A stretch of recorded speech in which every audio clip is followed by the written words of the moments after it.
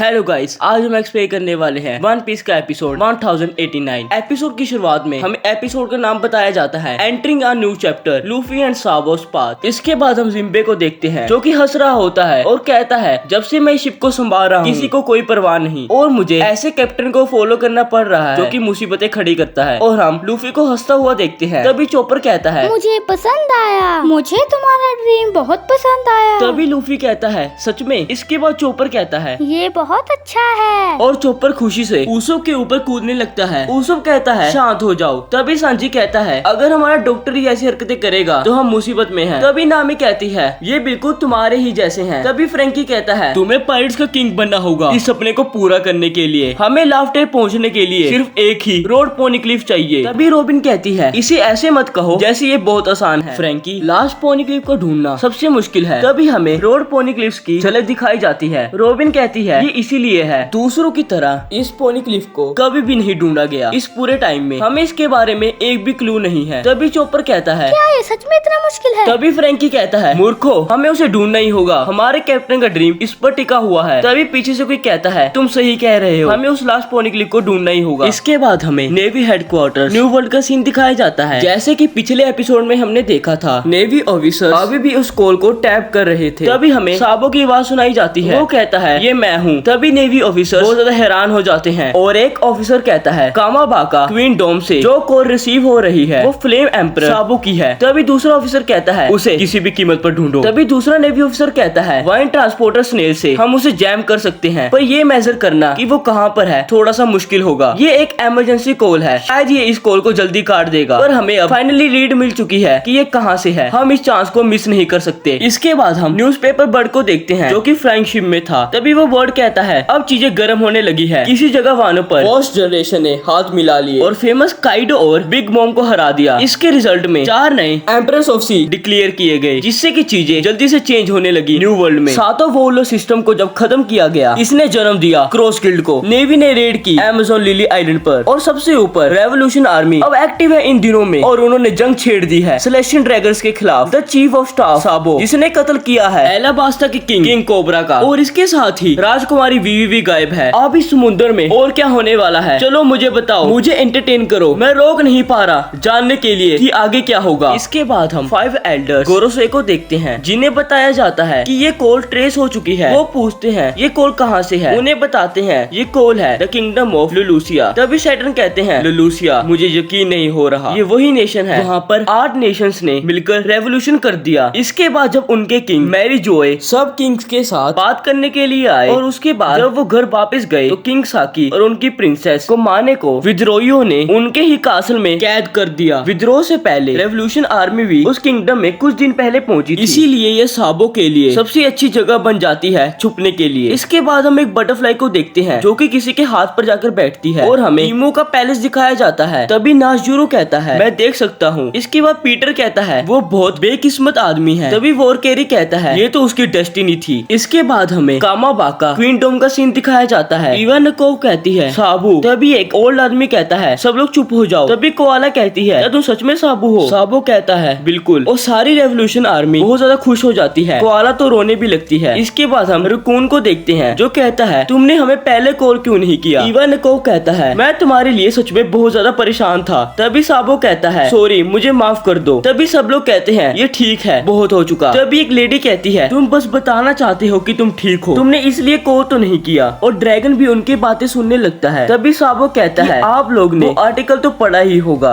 इसके बाद हमें न्यूज़पेपर की कटिंग दिखाई जाती है इस पर लिखा होता है साबो मर्डर ड्रैगन सान किंग कोबरा को मैं नहीं मारा, हमें तुम पर विश्वास है। इवन वो कहता है मुझे ये सुनने की जरूरत नहीं थी, मुझे पहले ही पता था। और सब लोग कहने लगते हैं। तभी साबो कहता है मैं आपको बताना चाहता हूँ कि मैंने कुछ देखा मैरी जोए में। कोआला कहती है कि तुमने क्या देखा? इसके बाद हमें ईमो को दिखाया जाता है। हम देखते हैं गहरे काले बादल किंगडम ऑफ लूसिया के ऊपर। लोग वहाँ पर अपना काम कर रहे थे। तभी वो लोग काले बादल देखते हैं जिससे कि हर तरफ अंधेरा होने लगता है। वहाँ के लोग इससे डरने लगते हैं। कुछ लोग कहते हैं ऐसे लग रहा है कि कोई बड़ी चीज आसमान के ऊपर है जो कि सारी रोशनी रोक रही है। इसके बाद हम किंग साकी को देखते हैं जिन्हें एक जेल में बंद किया हुआ था। किंग साकी कहता है तुम बेवकूफ लोग, तुम्हें पता नहीं जब नेवी हेडक्वार्टर्स में ये पता लगेगा कि तुमने हमारे साथ क्या किया तो तुम्हारा क्या होगा। तभी उसकी बेटी कहती है पापा मुझे भी बोलने दीजिए। वो कहती है तुम्हें इसके लिए लिए कीमत चुकानी होगी। तभी वहाँ खड़े लोग बोलते हैं, किंग साकी, मेरा मतलब साकी, अगर आपने एक बार भी सिटीजन के लिए सोचा होता तो हमें ये विद्रोह नहीं करना पड़ता। तभी किंग साकी बोलता है, तुम एक राजा को बताओगे कि मैंने क्या करना है। तभी वहाँ खड़े लोग बोलते हैं, प्लीज अपनी गलती मान लीजिए, हम आपको मारना नहीं चाहते। तभी किंग साकी कहता है, चुप हो जाओ और मुझे बाहर निकलने दो। इसके बाद हमें एक खाली सिंहासन दिखाया जाता है। हम ईमो को देखते हैं बहुत सारी बटरफ्लाइज के साथ, उसके आसपास हर तरफ हरियाली थी। तभी साबो कहता है, पैनागुआ कासल, जहाँ पर सब राजा इकट्ठे हुए थे, वहाँ पर मैंने एक खाली सिंहासन देखा। तभी पीटर बोलता है, कम्युनिकेशन डिपार्टमेंट, ट्रांसपोर्टर स्नेल की कॉल काट दो। तभी नेवी ऑफिसर हैरान हो जाता है। तभी पीटर कहता है कि तुमने मुझे सुना नहीं। तभी नेवी ऑफिसर कहता है, बिल्कुल सर। तभी साबो कहता है, उसके ऊपर कोई भी बैठा नहीं हुआ था क्योंकि इस धरती का अब कोई भी राजा नहीं। पर तभी हम एक मैप को देखते हैं, कोई लुलूसिया आइलैंड पर क्रॉस बना देता है। तभी पीटर कहता है, कम्युनिकेशन डिपार्टमेंट ध्यान से सुनो। इसके बाद कुछ बच्चों को खेलता हुआ देखते हैं। सारा आसमान हरा हो चुका था। तभी पीटर कहता है, तुम लोगों ने कोई भी कोड ट्रेस नहीं की। इसके बाद हमें ईमो के हाथ को दिखाया जाता है। पीटर कहता है, तुम ये ध्यान से सुनो लुलूसिया, और हम ईमो की आंखों को देखते हैं। पीटर कहता है, ऐसा कोई भी देश नहीं था। तभी हर तरफ लाल लेजर से लुलूसिया आइलैंड पर तबाही मचने लगती है। हर जगह तबाह होने लगती है, लोग इधर उधर भागने लगते हैं। तभी स्नेक ट्रांसपोर्टर से साबो और रेवोल्यूशन आर्मी की कॉल कट हो जाती है। इसके बाद हम देखते हैं पानी में एक बहुत बड़ा गड्ढा हो चुका था। लुलूसिया आइलैंड पूरी तरह से खत्म हो चुका था। तभी हमें एक अनाउंसमेंट सुनाई जाती है, साउथ ईस्ट कोस्ट पर पानी बहुत तेजी से बढ़ रहा है, इससे सुनामी भी आ सकती है। मैं फिर से रिपीट करता हूँ। इसके बाद हमें कुछ दिन पहले का सीन दिखाया जाता है। हर तरफ तूफान था और सनी लहरों पर जम कर रही थी। एक तरह से वो शिप उड़ रही थी। उसको कहता है, मैं तो मरने वाला हूँ, और लूफी उस शिप के आगे बैठा होता है। जिम्बे उस शिप को कंट्रोल कर रहा होता है। तभी नामी कहती है,